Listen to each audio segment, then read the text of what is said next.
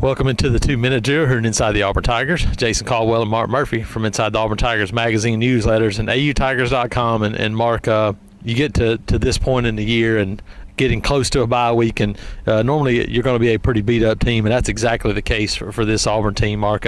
Coming out of LSU, heading to Arkansas, and you look, and there's some issues for this team, and we've seen a kind of a constant changeover on the offensive line. Looks like we'll have another offensive line, maybe another new offensive line starting group with Casey Dunn out this week at Arkansas. Yeah, it looks like Austin Golson is going to go back to center this week to start where he finished the game at LSU after starting the game at left guard. He started at left tackle, he started at left guard, he started at right tackle, he started at center this year, and he's played right guard too, Jason. He's even played a little bit of tight end.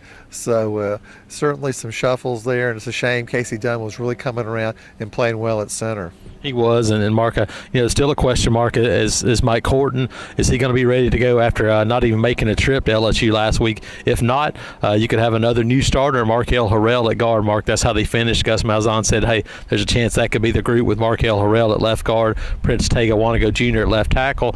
And Markel Harrell is a guy that showed Saturday he can play, he can exceed on this level, and we've seen him do it since the high school. I think now it's just a matter of him getting that opportunity. Very aggressive player, number 77, and he plays to the whistle. He plays hard, and he's got a lot of quickness and athletic ability. And I just think he just needs a chance. Get him out there in the field, and I think he'll do well. And when I watched him Saturday in Baton Rouge, he was making some good plays. Yeah, I agree, Mark. You look on the defensive side of the ball, and a little bit more widespread with this team. When you look at Marlon Davidson, a little banged up with a shoulder up front.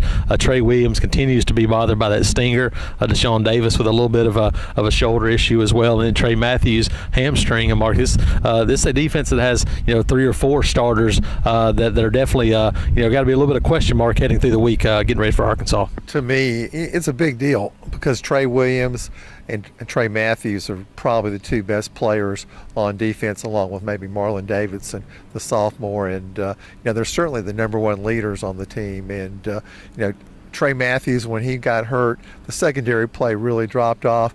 Trey Williams was a guy that would have been important against LSU, a running team, because he was the leading tackler on the team for much of the season, despite missing a lot of playing time. And Trey Williams has played less than 1/2 in the 4 SEC games this year.